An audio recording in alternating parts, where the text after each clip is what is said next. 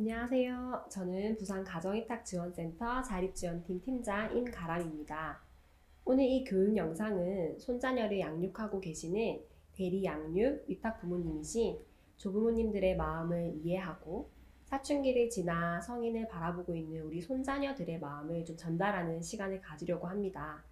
그럼 오늘 함께 진행할 부모 심리, 부모 교육의 전문가이신 부모은의 양아연 센터장님을 소개해드리도록 하겠습니다. 반갑습니다. 안녕하세요. 반갑습니다. 안녕하세요. 네, 그 가정위탁 보호 체계 안에는 대리 양육이라고 해서 조부모가 손자녀를 양육하고 계시는 것들이 있습니다. 부산시에는 250명 정도의 조부모님들께서 가정위탁 보호 체계 안에서 손자녀들을 양육하고 있는데요. 조부모가 손자녀를 양육하는 것을 격대 교육이라고 하죠. 네, 맞습니다. 네, 조부모님들이 한 세대를 뛰어넘어서 손자녀를 양육하고 있는 것을 격대 교육이라고 합니다. 최근 들어서 우리 조부모님들이 손자녀를 양육하는 사례가 늘어나게 되면서 격대 교육에 대한 관심도 부쩍 증가했습니다. 격대 교육하면 가장 많이 떠오르는 예가 버락 오바마 미국 전 대통령입니다. 오바마 전 대통령 같은 경우에는 어린 시절 이제 부모님이 이혼하게 되면서 외조모 부모님에 의해 이제 키워지게 되죠. 이때 외조부모님이 가르쳐 주셨던 그런 여러 가지 가르침 그리고 생각들 이런 것들이 세상을 편견 없이 바라보게 되었다라고 얘기해서 이 교육에 대한 관심이 크게 증가했었습니다. 우리나라에서도 격대 교육에 대한 다양한 예를 볼 수 있는데요. 먼저 가장 오래된 육아일기로는 조선 중기 인문관이 쓴 양아록이라는 기록이 있습니다. 이 기록에는 손자녀들을 키우면서 경험했던 것들을 아주 상세하게 기록되어 있는 것으로 나와져 있습니다. 그리고 이항복이 손자녀를 위해서 쓴 천자문, 그리고 태계유황이 손자에게 여러 가지 당부와 가르침 등을 담은 편지 등 다양한 격대교육 자료들이 있습니다. 조부모님들 같은 경우에는 육아 경험이 풍부하고 그리고 삶에 대한 여러 가지 지혜 그리고 사고의 폭이 넓으신 만큼 교육들이 자녀들하고 비교적 안정적인 애착을 형성하고요. 건강한 인격 형성에 도움을 주는 그런 장점들이 많이 있는 것으로 나타나고 있습니다. 저도 어릴 적 할머니, 할아버지와 함께 했던 그 편안했던 기억들이 문득문득 떠오르는데요. 하지만 오롯이 손자녀를 양육해야만 하는 할머니, 할아버지들께 힘든 점도 만만치 않을 것 같아요. 맞습니다. 일단 손자녀를 돌보는 것 자체가 상당히 힘든 일이죠. 네. 아무래도 이제 조부모님들이 손자녀를 맡게 되는 과정에서 내가 예견하고 준비하고 계획되어서 손자녀를 맡게 되기보다는 어쩔 수 없는 상황에서 갑작스럽게 맡게 되는 경우가 훨씬 더 많습니다. 그러다 보니 손자녀를 맡게 되면서 오는 여러 가지 심리적인 부담, 신체적인 어려움 등이 있습니다. 특히 우리 손자녀다 보니까 여러 가지 안쓰럽고 그런 짠한 마음들이 들다 보니 손자녀를 키우면서 뭔가 더 잘 키워야 될 것 같고 그리고 또 부모가 없는 빈자리를 대신해 주시고자 또 애쓰시다 보니까 오는 그런 여러 가지 과도한 책임감, 역할에 대한 부담들이 큰 것도 사실입니다. 자, 그런데 이 자녀를 키우다 보면 어쩔 수 없이 갈등은 있기 마련이죠. 근데 그 갈등들을 겪고 이제 있는 부분에 있어서 아무래도 우리 조부모님들이 그 시기를 보냈던 그때의 사회 문화적 환경과 그리고 자녀들을 키우면서 경험했던 그런 환경들 그리고 이 손자녀들을 키우면서 지금 겪고 있는 사회적 문화적 환경들이 너무 급변하게 변하다 보니까 이 변화된 환경에 적응하고 거기에 맞춰서 또 자녀를 양육하는 데 있어서는 실질적인 여러 가지 어려움들이 있는 것 같습니다. 그만큼 힘든 과정이라는 생각이 들어요. 실제로 제가 만나본 분들도 이러한 어려움들을 호소하시더라고요. 그런데 한편으로는 또 손자녀를 양육하시면서 또 긍정적인 면도 있지 않을까요? 네, 아마 팀장님도 현장에서 일하시면서 많이 들어보셨을 것 같아요. 내가 이 녀석 때문에 산다. 그리고 이 아이 아니었으면 내가 이렇게 웃을 일이 있을까? 맞아요. 네, 아마 엄청 많이 들으실 텐데 그만큼 손자녀를 돌보면서 오는 행복감과 만족감도 엄청 많은 것도 사실입니다. 특히 내가 누군가를 오롯이 책임지고 그리고 그 누군가를 돌보면서 오는 그 행복감, 내가 누군가에게 어떤 의미 있는 존재가 되어줌으로 해서 느껴지는 자기 만족감, 유능감 이런 것들이 아마 손자녀를 키우면서 겪게 되는 가장 큰 만족감이 아닐까라는 생각이 듭니다. 또 하나는 이런 생각들도 많이 하시죠. 내가 이 손자녀들이 시집 장가갈 때까지 건강해야 된다. 그런 생각들을 많이 하시다 보니 아무래도 건강에 신경을 쓰시고 조금 더 신체 활동량이 증가하기 때문에 근육이라든지 이런 부분에서 태아가 조금 더디게 진행되는 부분도 있습니다. 실제로 계명대학교 가정의학과 김대원 교수님 연구팀에서 연구한 결과에 따르면요, 손자녀를 양육하시는 조부모님 그룹과 그냥 손자녀 양육하지 않는 노년기를 맞고 계시는 이 그룹을 비교해서 연구한 결과들이 있는데요. 실제로 손자녀를 양육하시는 조부모님들의 그룹에서 우울도가 낮게 나타났다라는 연구 결과도 있습니다. 아이들이 성장하는 그 과정 속에서도 경험하시는 긍정적인 면이 굉장히 많은 것 같아요. 네. 그런데 아이들이 성장하면서 조부모와 손자녀들 관계에도 다양한 변화가 오는 것 같은데요. 어느덧 예전과 너무 달라진 그 아이들의 모습을 보면서 벌써 이렇게 컸구나라고 얘기하시는 그쵸. 분들이 참 많으신데요. 청소년기가 지나고 성인이 되어가는 이 시기의 친구들을 제가 만나봤거든요. 그래서 이제 18세가 지나서 보호 종료가 된 친구들을 만나서 그 친구들의 이야기도 한번 들어보면 좋을 것 같아요. 아, 네. 네, 한번 보실까요?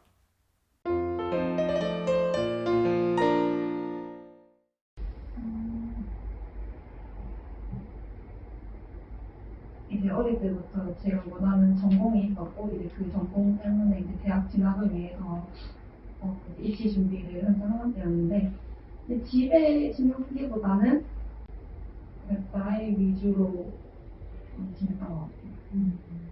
아, 이제 그때 저는 이제 연습이 조금 많이 필요하던 시기였는데 이제 학원에 조금 더 오래 있고 하는데 좀 계속 집에 일찍 오라고 좀 그렇게 많이 말씀하셔서 조금은 조금 괜찮았던 적이 왔던 것 같아요. 그럼 그럴 때 할머니한테 나 뭐 연습하는 것 때문에 늦게 들어갈 수밖에 없다라고 얘기를 하셨나요? 그렇게 했었지만 계속 전화가 오시고 빨리 집에 들어오라고 재촉을 많이 하셨던 것 같아요. 그럼 그때 너가 할머니한테 바랬던 점, 그때 너 그 시절에 너가 그렇게 집에 일찍 오라고 하는 할머니에게 바랬던 너의 속마음? 저뿐만 아니라 모든 애들이 다 그런 마음이겠지만 그냥 자유롭게 일었으면 좋겠다.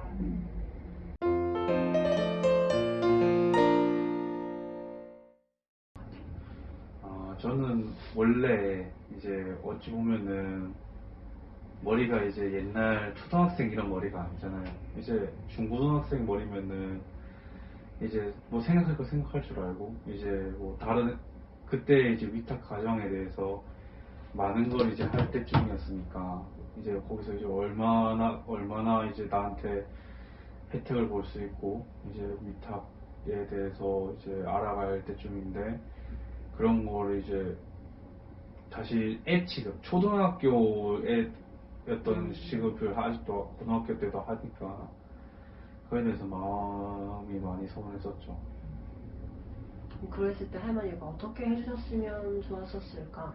할머니가 이제 뭐 제가 이유가 없어서 이제 막 엄청 뭐 놀고 싶어서 용돈을 조금 올려달라는 것도 아니고 근데 이제 제가 뭐 하고 싶은 것도 있긴 하겠지만은 저는 그때는 이제 제가 이제 뭐 꿈을 위해서 열심히 노력을 했었거든요.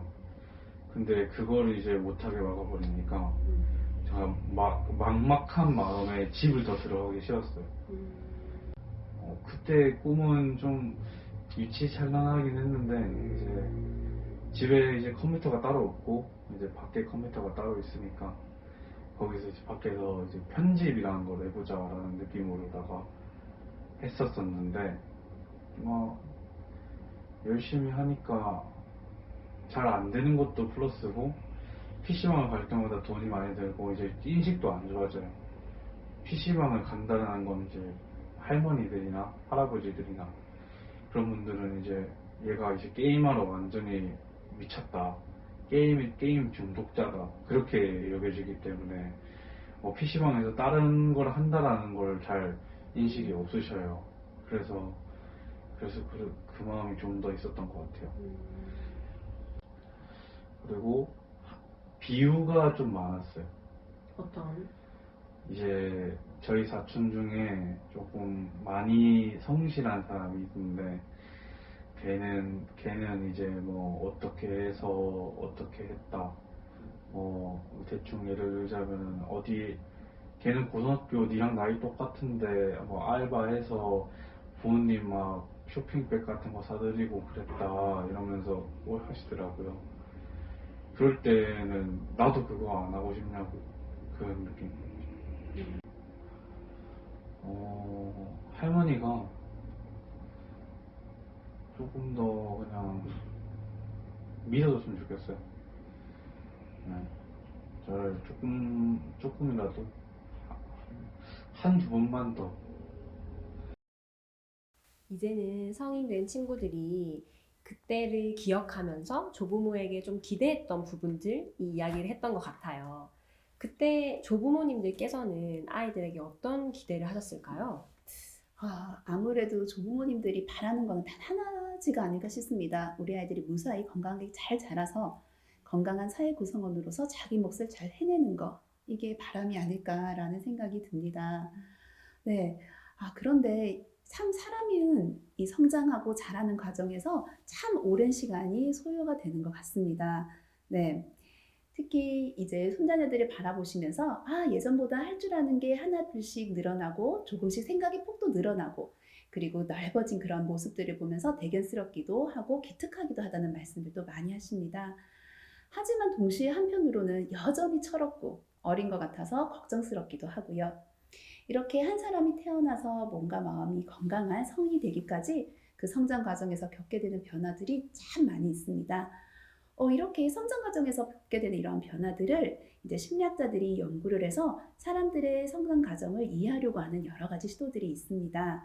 근데 참 재미난 게 딱 봤더니 모든 사람들이 각 시기마다 겪게 되는 그런 변화들이 다 공통적으로 나타나고요. 그 시기를 잘 지내고 나면 한 뼘 더 성장하고 나아가고 있구나라는 것들을 이제 알게 되었습니다. 그래서 지금 이 자립 연령을 겪고 있는 우리 아이들이 맡고 있는 변화들도 다 비슷비슷하게 아마 나타나고 있거든요. 그래서 아마 실제로 여기 우리 자립 연령 손자녀들을 키우시는 조부모님들을 모셔놓고 우리 애들 어때요? 라고 질문을 드리면 다 비슷한 대답을 하지 않을까라는 생각도 듭니다. 네, 그만큼 아이들이 가지고 있는 고유의 특성들이 있는데요. 그거를 조금 더 나눠보도록 하겠습니다.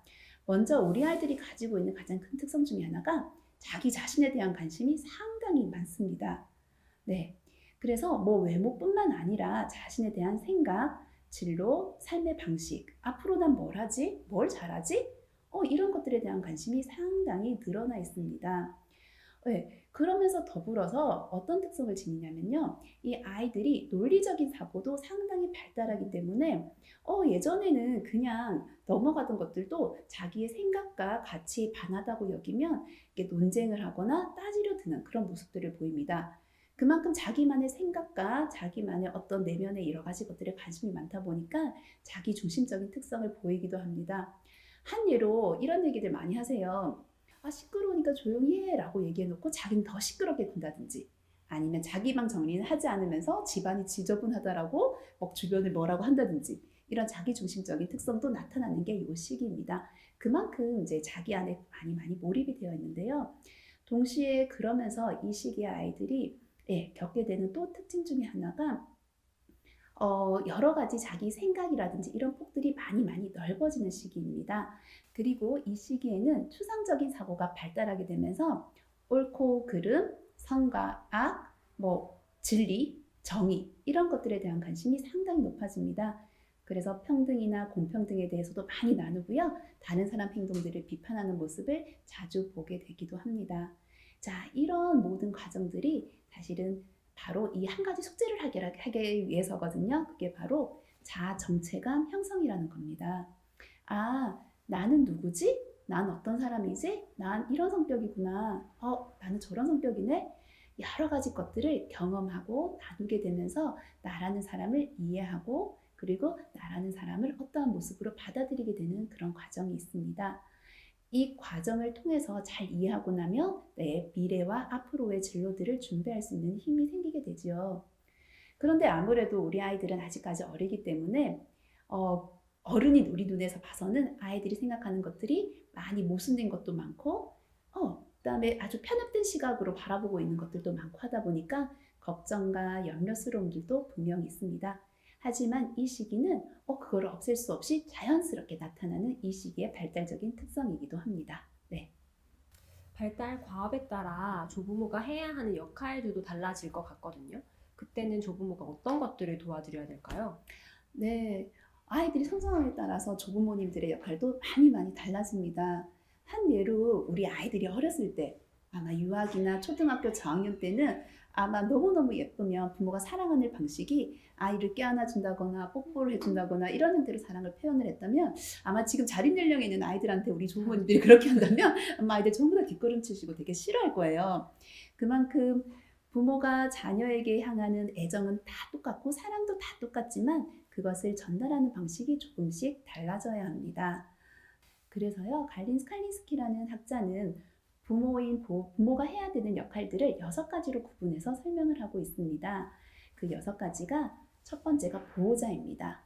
보호자는 자녀가 위험에 처하지 않도록 안전하게 보호하고 돌봐주는 것을 말합니다.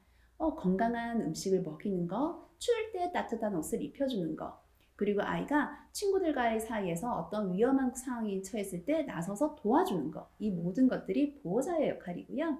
두 번째 역할이 양육자입니다. 양육자는 정서적으로 따뜻하고 그리고 정서적으로 아늑함을 느낄 수 있도록 케어해 주는 것을 말합니다. 같이 대화를 나눈다는 거, 그리고 같이 체험을 하는 거, 같이 영화 본다는 거, 여러 가지 이런 것들이 양육자로서의 역할이죠. 그리고 세 번째가 훈육자입니다. 세상을 살아가는 데 있어서 되는 것과 안 되는 것, 그리고 어떤 기준과 규칙, 이런 것들을 하나하나씩 가르쳐가는 것들이 훈육자의 역할이고요. 이 훈육자의 역할을 조부모님들이 잘 수행하시면 아이들은 세상을 살아가는 데 있어서 기준을 알게 되는 거죠. 그리고 네 번째의 역할이 격려자입니다.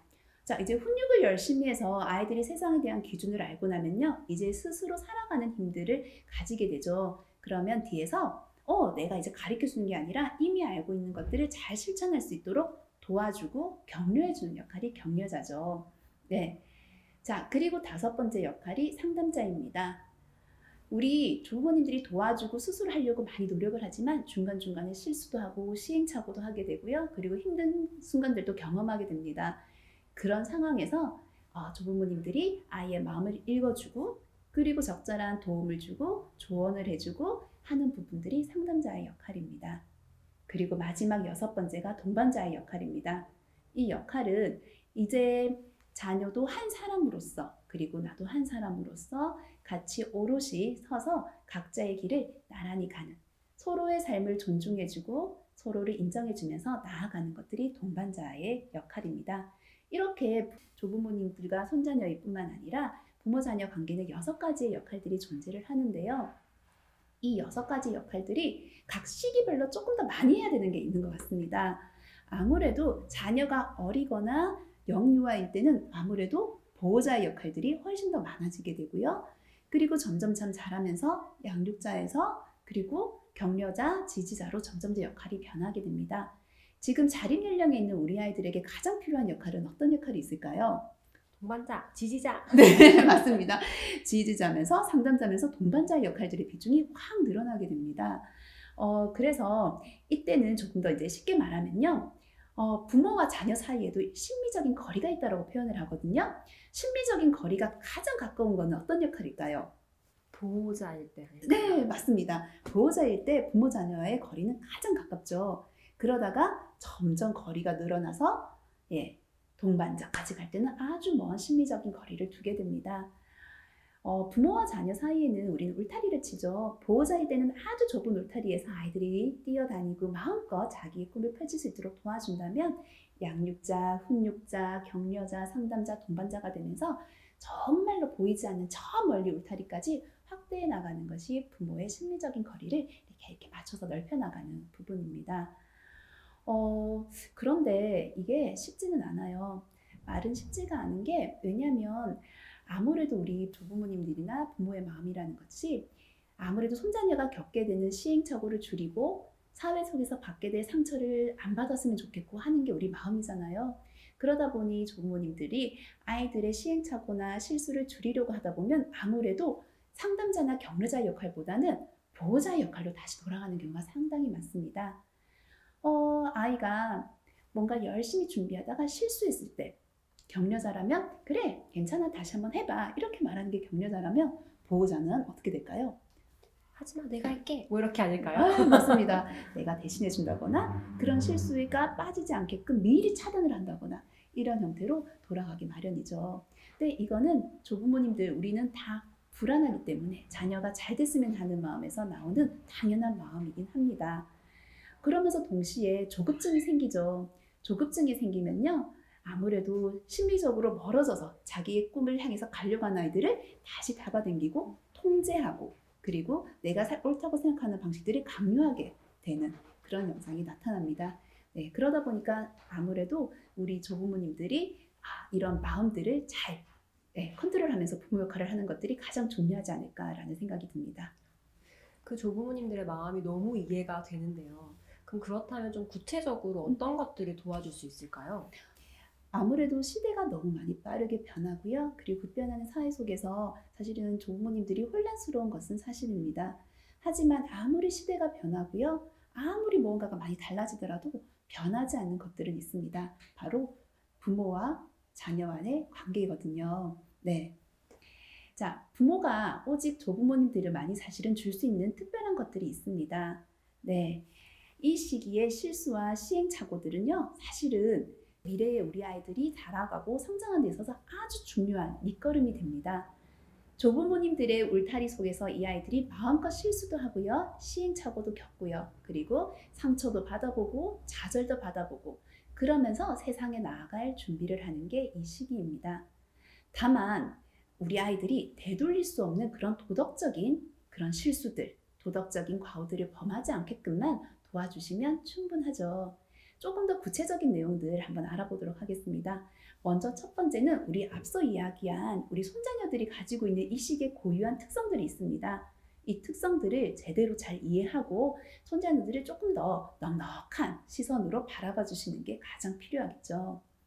두 번째는 또 이게 있습니다. 우리 아까 심리적인 거리 얘기했었죠. 그만큼 심리적인 거리가 멀어져 가고 있는 손자녀들을 이해해 주고요. 손자녀들이 가지고 있는 그 사적인 공간, 사적인 영역들을 존중해 주는 것도 포함됩니다. 우리는 누군가로부터 존중받는다라는 생각이 들면요. 상대방도 존중할 줄 알게 되거든요. 네. 그리고 우리 아까 격려자의 역할 아주 중요하다고 했었죠. 손자녀들이 무언가를 시도하거나 도전했을 때 대신해주고 불안해서 무언가를 돌봐주고 통제하려고 하기보다는 지켜봐주고 바라봐주면서 격려하고 지지하는 역할들이 중요합니다. 또 하나는 이런 역할들이 있죠. 우리 하다 보면 명령, 빨리 해, 왜 늦었어, 당장 씻어 라는 명령보다는 이제는 사실은 다 알 거 아는 나이거든요. 우리가 더 이상 훈육을 할 나이는 아니죠. 많은 것들을 이미 잘 알고 있습니다. 그래서 명령하고 가르치려고 하기보다는 왜 그렇게 했는지, 어떻게 해서 그런 행동을 했는지 물어봐 주는 것들이 가장 필요합니다. 예를 들면 빨리 와 보다는 너 언제 올래? 만약에 늦었으면 왜 이렇게 늦게 왔어? 빨리빨리 와야지가 아니라 늦게 온 이유 좀 알려줄래? 라고 물어봐줘서 자기 스스로 그 이유들을 생각하고 말할 수 있도록 도와주는 것들이 필요합니다. 그러면요 우리 아이들은 내가 생각을 하면서요 내가 늦게 온 이유에 대해서 다시 한번 정리를 하게 되면서 만약에 부득이하게 늦게 왔다라면 부득이하게 늦게 온 상황을 이해해준 조부모님들의 자기를 존중해준 것 같아서 존중받는다는 느낌을 받을 거고요. 만약에 정말로 그냥 놀다 보니까 약속을 어긴 거라면 스스로 대답하는 과정에서 자식이 자신에 대한 반성도 하게 됩니다. 이렇게 명령이 아닌 선택과 질문은요. 손자녀들이 내가 조부모님들로부터 존중받고 있구나 라는 생각을 다시 한 번 더 하게 되고요. 내 행동에 책임을 질 수 있게 됩니다. 네, 또 하나는 우리가 이렇게 기다려주고 질문을 한다고 해서 행동이 바로바로 바뀌고 의젓한 행동을 할까요? 절대 아니죠. 절대 아니죠. 이미 어른인 우리도 그런데요. 사실은 아이들이 행동을 바꾸고요. 그리고 하나하나 습관을 만들어 쌓이기까지는 많은 시간이 걸립니다. 그 시간이 걸려서 우리 하나하나 완성되어 가는 게 사람이 아닐까라는 생각합니다. 그러다 보니까 지금 다소 늦더라도 우리 조금 더 참고 기다려주는 그 인내심이 좀 필요하죠. 그리고 아마 지나다 보면 아이들이 표정이 어둡거나 뭔가 속상해하거나 조금 뭔가 기분이 안 좋아 보일 때 있을 겁니다. 그럴 때 다그치거나 재촉하기보다는 도움을 필요로 하는 것 같았으면 다 어떤 내용인지 들어봐주고 그리고 적절하게 대답해주고 상담해주는 그런 역할들이 필요합니다.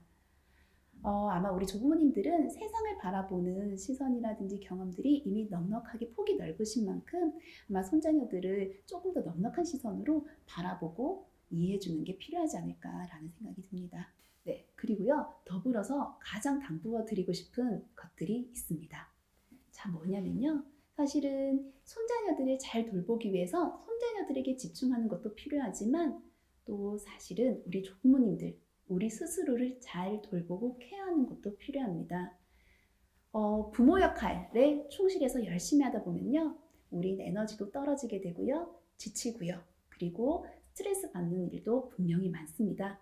그럴 때 우리 스스로를 그래 잘했어, 애썼어 라고 생각하고요. 그런 에너지를 채우기 위한 운동이나 그리고 뭐 좋아하시는 음악 있으면 음악도 들으시고요. 그리고 내가 손자녀가 좋아하는 음식뿐만 아니라 내가 좋아하는 음식 있으면 음식도 먹고 이렇게 나를 돌보는 꼭 케어하는 것들이 필요하죠. 그리고 또 하나는요. 손자녀들이 이제 조금씩 자립 연령이 되어 우리를 떠나가게 됩니다. 우리를 떠나가게 되면서 우리는 또 손자녀들을 멀리 보내게 되면 한편으로는 기특하고 대견스럽기도 하지만 또 화하고 휑한 마음들이 들기 마련이죠. 이거를 심리학에서는 빈 동지 증후군이라고 하거든요. 이제 새들이 이제 어린 새들이 떠나고 나면 빈 동지만 남았을 때 오는 그런 허전함이나 쓸쓸함이나 공허함들을 표현한 말인데요. 이런 마음들도 들기 마련입니다. 이것들을 예방하기 위해서 여러 다른 친구, 이웃, 가족들과 적극적으로 교류하고 지속적인 사회적인 관계를 유지하고 맺어나가는 것들이 필요합니다. 감사합니다. 손자녀를 믿고 기다려주는 것, 그리고 도움을 요청할 때 도와주는 것, 그것이 아마 조부모의 역할인 것 같은데요. 실제 제가 만나봤던 아이들 중에서도 청소년기에 자신을 믿고 기다려줬으면 하는 아쉬움과 섭섭함을 표현하는 친구들이 많았습니다. 이 시기에 아이들이 가장 원하는 게 그것일 거라고 생각됩니다. 저희 부산 가정의탁지원센터는 자립을 앞둔 손자녀들을 위해서 다양한 자립 지원 사업들을 진행하고 있습니다. 먼저 가정의탁 아동 대상으로 부산시 정책에서는 고등학교를 졸업하고 대학교 진학을 할 경우에는 1학기 대학 등록금은 전액 지원되니 경제적 어려움으로 인해서 대학 등록을 포기하거나 하시는 일은 없으셨으면 좋겠습니다.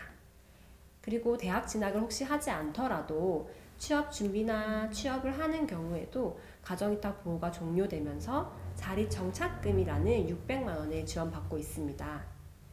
하지만 이 금액은 오로지 아이들의 자립을 위해서만 사용하실 수 있기 때문에 아이들이 직접 돈을 어떻게 사용할 것인지 계획을 세우고 나서 지출할 수 있답니다. 그리고 조부모님들도 잘 알고 계실 텐데요. CDA 디딤씨앗 통장이라고 해서 매월 5만 원 이상 저금하고 계시죠?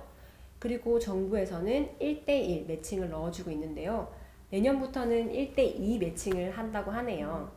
하지만 이 돈 또한 아이들의 자립을 위해서만 사용되어야 하기 때문에 조부모님들께서는 저금을 지금 해주시고 계시더라도 아이들의 자립을 위해 사용할 수 있도록 계획해 주시면 감사하겠습니다. 그 외에도 센터에서 취업 준비, 창업 캠프, 자기 개발 등의 프로그램들을 하고 있습니다. 자세한 사항은 저희 센터로 문의 주시면 담당 선생님들이나 저희 자립지원팀에서 안내해 드리도록 하겠습니다. 조부모님들께서는 아이들의 자립 준비를 위해서 꼭 지지해 주시고 꿈을 찾을 수 있게 응원 부탁드립니다. 센터장님, 네. 그러면 오늘 우리가 영상에서 꼭 기억해야 할 것들이 있다면 어떤 것들일까요? 네. 아직은 아마 우리 조부모님들이 안심되는 것보다는 서툴고 불안한 모습들이 더 많이 보이실 거고요. 그리고 여러 가지 행동들이 아직은 야무지지 못하고 벙벙거리는 것 같아서 불안하고 걱정하실 겁니다. 그리고 뭔가 중요한 기회나 시간들을 낭비하진 않을까 싶어서 염려스럽기도 하실 거고요.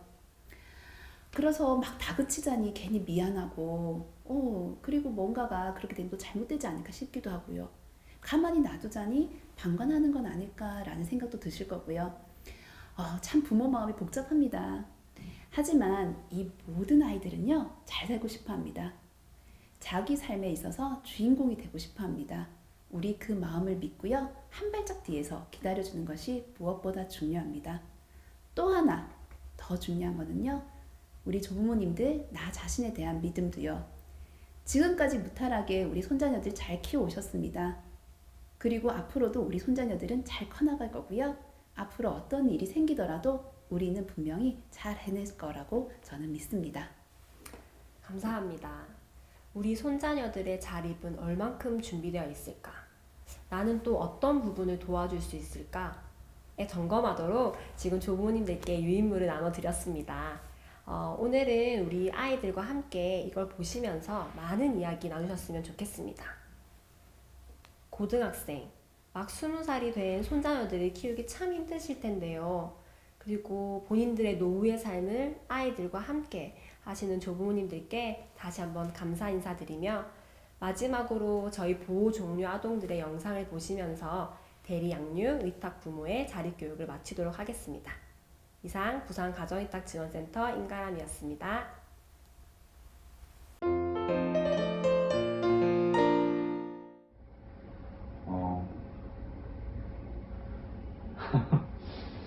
그냥 뭐 당연히 뭐 네. 하고 싶은 말 참 많은데 그중에 뭔가 하나 선택하기 어렵네요. 영상이 짧다 보니까. 맞죠? 그냥 할머니는 똑같은 모습이어서 좋겠어요. 그냥 변함없이 그냥 할머니도 건강하시고 그냥 이제 뭐 지금도 건강하시니까 그냥 계속 건강한 모습이어서 좋겠어요. 변함없이 뭐 성격도 그대로셨으면 좋겠고, 그때쯤이면은 뭐 병원에 안 갔으면 좋겠고 술도 안 마셨으면 좋겠고 그런 마음이 있는 거죠. 그냥 그러니까 이제 뭐 지금이나 옛날이나 지금이나 미래나 그냥 할머니는 똑같은 모습이었으면 좋겠다. 왜냐하면은 저한테는 어머니보다 조금 앞에 계신 분이니까. 그쵸?